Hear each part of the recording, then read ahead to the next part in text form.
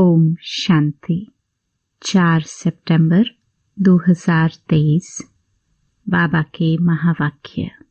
मीठे बच्चे, ज्ञान सागर बाप से वर्षा लेना है तो 20 नाखूनों का जोर देकर भी पढ़ाई जरूर पढ़ो। पढ़ाई से ही राजाई व जीवन मुक्ति पद प्राप्त होगा। प्रश्न, ज्ञान मार्ग में सदा कायम कौन रह सकता है? ऊंच पद की प्राप्ति का आधार क्या है? उत्तर, जिनका पढ़ाई के सिवाय दूसरा किसी भी बात में शौक नहीं है, ज्ञान की परिपक्व अवस्था है, वही इस ज्ञान मार्ग में कायम रह सकते हैं। बाकी ध्यान दीदार की आश रखना, खेल पाल करना, इससे कोई फायदा नहीं और ही माया प्रवेश कर लेती है। फिर बाप का हाथ व पढ़ाई छोड़ देते हैं। ऊंच पद के लिए पढ़ाई पर फुल अटेंशन चाहिए। गीत, तुम ही हो माता। ओम शांति। ओम शांति का अर्थ तो बच्चों को समझाया गया है। जो भी रिलीजियस माइंडेड अथवा धर्मात्मा पुरुष होते हैं, मंदिर टिकाणे में जाते हैं तो उनके मुख से ओम शांति अक्षर निकलता है, परंतु वह अर्थ नहीं समझते। हम भी कहते हैं ओम शांति। अहम आत्मा। आत्मा अक्षर जरूर आता है। सुप्रीम सोल अथवा आत्मा कहती है ओम शांति। मैं जो आत्मा हूँ, मेरा स्वधर्म है शांत। आत्मा अपना ऑक्यूपेशन बतलाती है। बाप भी कहते हैं ओम शांति। हम भी आत्मा हैं, परंतु मुझे परम आत्मा कहते हैं क्योंकि मैं सदैव परम धाम में रहता हूँ। मैं जन्म मरण में नहीं आता हूँ। बाप सम्मुख आकर कहते हैं तुम पुनर्जन्म में आते हो, तुम देहधारी हो। सूक्ष्म वतन वाले भी सूक्ष्म देहधारी हैं। मैं इनसे भी परे हूँ। मुझे कोई स्थूल शरीर नहीं है। सूक्ष्म शरीरधारी को कहते हैं यह ब्रह्मा है, यह विष्णु है, यह शंकर है। नाम तो शरीर का हुआ ना, आत्मा का तो नहीं है। आत्मा शरीर धारण करती है, तब शरीर पर नाम पड़ता है। कोई मरते हैं तो कहेंगे फलाने का शरीर छूट गया। नाम तो शरीर पर रह जाता है, फिर दूसरा शरीर लेते हैं। परमपिता परमात्मा के लिए तो ऐसे नहीं कहेंगे कि वह एक शरीर छोड़ दूसरा लेते हैं। सबका शरीर पर नाम पड़ता है। तुम बच्चे मेरे बनते हो तो तुमको भी दूसरा नाम देता हूँ। जैसे गुरु लोग नाम देते हैं ना। आजकल कन्या शादी करती है तो उनका भी नाम बदलता है, पुरुष का नहीं बदलता, क्योंकि पुरुष को तो धंधा करना है अपने नाम से। माताओं का तो धंधा है नहीं, इसलिए उनका नाम बदल सकता है।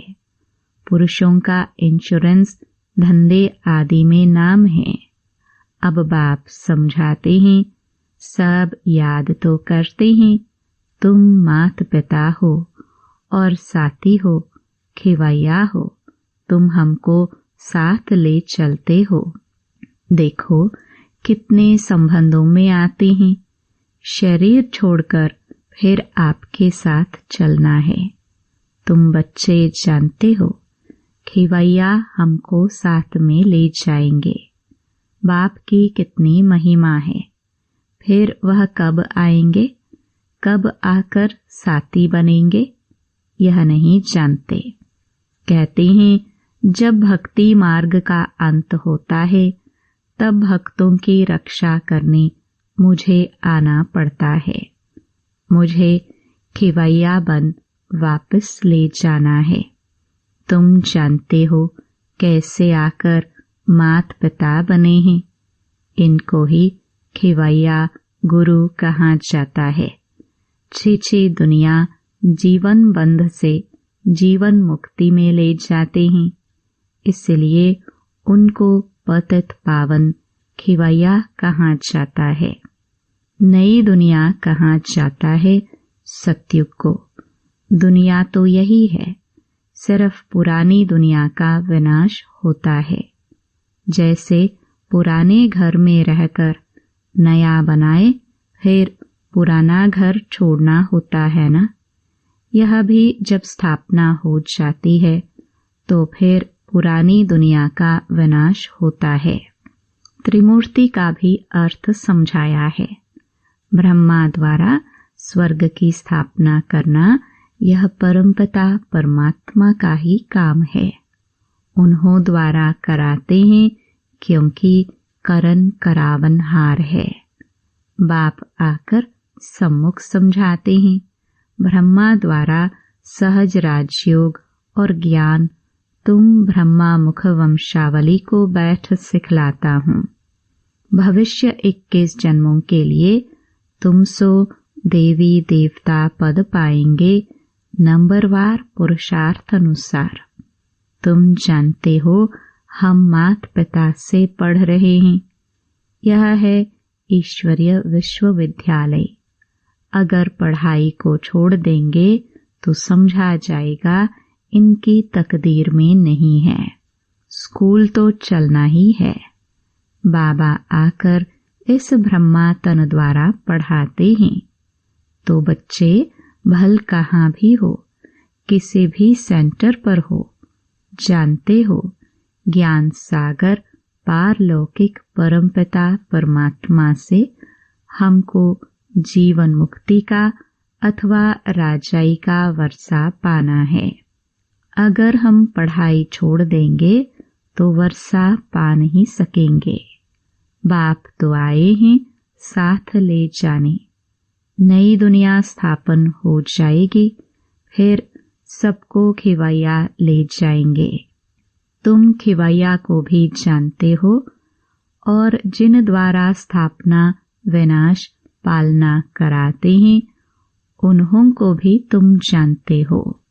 फिर इस पढ़ाई से जो लक्ष्मी नारायण बन राज्य करते हैं उनको भी तुम जानते हो। समझते हो हम बरोबर इस पढ़ाई से राजाई पद प्राप्त कर रहे हैं। जितना जो पढ़ेंगे, पढ़ाई नहीं पढ़ेंगे तो पद भ्रष्ट हो पड़ेगा। यह है राजयोग की पढ़ाई। बहुत बच्चे पढ़ाई पढ़ते पढ़ते थक जाते हैं। नहीं पढ़ना माना थक जाना। कहते हैं बस आगे हम नहीं पढ़ सकते हैं। इस पढ़ाई में खर्चे की बात तो नहीं है। उस पढ़ाई में गरीब बेचारे पढ़ाई का पैसा नहीं दे सकते हैं तो पढ़ना छोड़ देते हैं। परंतु जिनको पढ़ाई का अच्छा शौक होता है तो गवर्नमेंट को अप्लाई करते हैं कि हम पढ़ना चाहते हैं परंतु पैसा नहीं है। फिर उनको गवर्नमेंट पैसा देती है। कैसे भी करके रिक्वेस्ट करते हैं कि मैं पढ़ना चाहता हूँ, मेरे बाप के पास पैसे नहीं है, हमें मदद करो। गवर्नमेंट पास पैसा न होने कारण रिफ्यूज कर देती है। समझते हैं हमको पढ़ना तो जरूर है, फिर क्या करेंगे? बड़े साहूकार व दानी पुरुष के पास जाएंगे।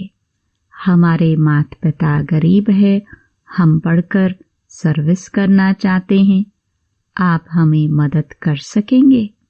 रिलीजियस माइंडेड जो होंगे वह मदद दे देंगे। कन्याएं ऐसे रिक्वेस्ट नहीं कर सकती, पुरुष कर सकते हैं। पढ़ाई से इनकम बहुत होती है। यहाँ यह पढ़ाई भी है और यह सौदा भी है। बाप सौदागर रत्नागर है और फिर ज्ञान सागर है। माता पिता बेहद का ज्ञान सागर कहते हैं। मैं कल्प पहले मुहाफिक तुमको राजयोग सिखाकर राजाओं का राजा बनाता हूँ। सब पॉइंट्स धारण करनी है। बालिक बुद्धि अच्छी रीति धारण कर सकते हैं। बुद्धि पर ही सारा मदार है। कोई की सतो प्रधान, कोई की सतो, कोई की रजो तमो बुद्धि है। उस स्कूल में भी स्टूडेंट्स जानते हैं इनकी बुद्धि कैसी है। सतो प्रधान बुद्धि वाले पास विद ऑनर होते हैं। उन्हें ही मॉनिटर आदि बनाते हैं। स्कॉलरशिप भी मिल जाती है। यह फिर बेहद का स्कूल है। इनमें भी सतो रजो तमो बुद्धि है। यहाँ मर्तबा एक ही है। यह है ही राजयोग। ईश्वरीय पढ़ाई एक ही है। बाप कहते हैं मैं तुम सब बच्चों को राजयोग सिखाता हूँ। तो जितना पुरुषार्थ करेंगे उतना ऊंच पद पाएंगे। ऊंच पद को तो समझ गए हो। नंबरवार पद पाएंगे। बाप का तो लव सब पर है। सबको माया की जंजीरों से छुड़ाने आए हैं। और कोई ऐसे कह नहीं सकेंगे कि कल्प कल्प हम तुमको राजयोग सिखलाते हैं। यह बाप ही कहते हैं कल्प कल्प कल्प के संगम युगे युगे आता हूँ। मनुष्यों ने फिर युगे युगे लिख कितनी भूल कर दी है। बाप कहते हैं मैं पतित पावन हूँ। मैं आता हूँ तुमको पावन बनाने। कलयुग अंत और सतयुग आदि के संगम पर इस समय बाबा आया हुआ है तो अच्छी रीति पढ़ना है। विनाश भी होने वाला है। 20 नाखून का जोर देकर पढ़ना है। हिम्मत दिखानी है। पढ़ाई नहीं छोड़नी है। जो पढ़ाई छोड़ देते हैं वह नापास हो गिर पड़ते हैं। बच्चों को सावधानी मिलती है। कोई भी काम व क्रोध का व लोभ मोह का भूत नहीं आना चाहिए। दिल दर्पण में अपने को देखते रहो। मैं लायक हूँ लक्ष्मी को वरने। नारद का भी एक मिसाल लगा दिया है। भक्त तो तुम सब हो ना। भक्ति मार्ग में मेल्स में नारद उत्तम गाया हुआ है और फीमेल्स में मीरा। वह है भक्ति मार्ग। ज्ञान मार्ग में फिर देखते हो मम्मा बाबा का नाम बाला है। फिर उनकी विजय माला भी बनी हुई है। सिमरण उनको किया जाता है जो सुख देते हैं। उसका यादगार बनाते हैं। अभी उन्होंने क्या किया? कोई ने करके कॉलेज खोल दान पुण्य बहुत किया। और क्या करेंगे? अभी फिरंगियों से अंग्रेजों से राज्य ले कांग्रेस ने राज्य किया। बाप कहते हैं यह तो रुण्य के पानी मृग तृष्णा मिसाल राज्य है। भल कितने भी सुख हैं परंतु यह है सब रुण्य के पानी मिसल। बाहर का भबका बहुत है। यह साइंस भी 100 वर्ष चलती है। यह दादा जब बॉम्बे में सर्विस पर था तो यह बिजली टेलीफोन आदि कुछ नहीं था। अभी साइंस ने कितना कमाल किया है। अभी बाकी थोड़े वर्ष हैं। साइंस का घमंड 100 वर्ष से शुरू हुआ है। सत्युग के 100 वर्ष में तो पता नहीं क्या कर देंगे। वहाँ इन सब चीजों में बल रहता है जो तुम यहाँ से ले जाते हो। अखंड अटल सुख शांतिमय राज्य करने के लिए तुम बल ले जाते हो, तो पढ़ाई पर इतना अटेंशन देना चाहिए, इतना पुरुषार्थ करना चाहिए। तुम जानते हो इस माता पिता से सुख घनेरे मिलते हैं, फिर अगर चलते चलते छोड़ देते हैं तो गोया सुनते ही नहीं। ना सुना, जाकर अपने धंधे धोरी में लगा तो खलास, जो पाया सो पाया। हाथ छोड़ने बाद फिर माया एकदम हप कर लेती है। गज को माया ग्राह ने हप कर लिया, यह तो होना ही है।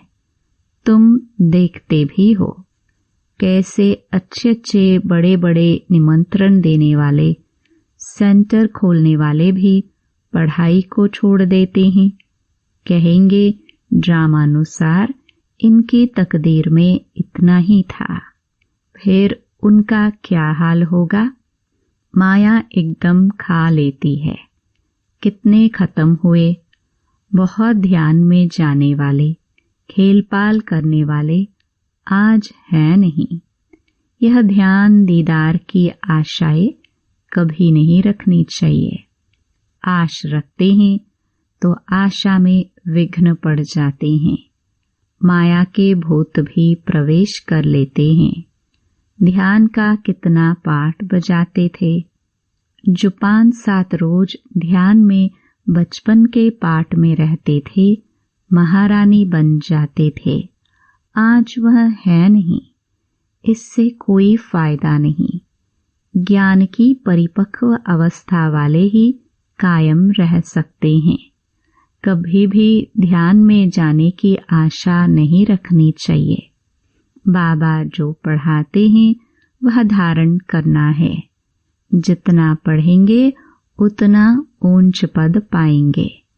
तुम बच्चों को भी याद रखना है, हमको परमपिता परमात्मा पढ़ाते हैं।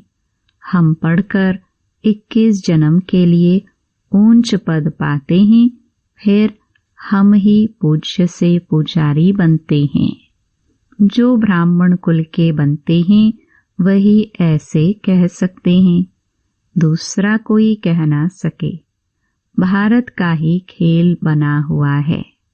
तुम कहेंगे हम पूज्य सुदेवी देवता बनते हैं। पूज्य ही फिर गिरकर पूरे 84 जन्म लेते हैं। बच्चों को यह सब मालूम है। शिव बाबा का ऑक्यूपेशन भी तुम जानते हो। सेकंड में निश्चय से तुम वर्षा ले सकते हो। कहते हैं हम ईश्वर के बने हैं, फिर ईश्वर को फारकती देना वंडर है ना। स्कूल में पढ़ते हैं, अच्छे नंबर में पास हुआ तो उनको सपूत समझा जाएगा। स्टूडेंट अपने को भी सपूत समझेगा। बाप और टीचर भी कहेंगे यह सपूत है। यह तो बाप टीचर गुरु एक ही है।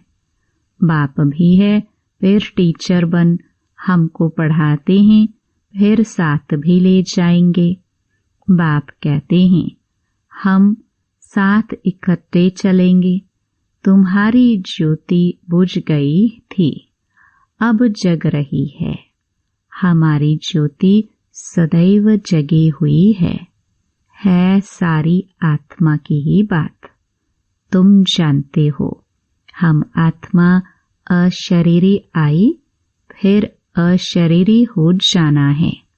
हमारा खेल पूरा होकर फिर पाठ रिपीट होना है। यह तुम बच्चों को बुद्धि में समझ है।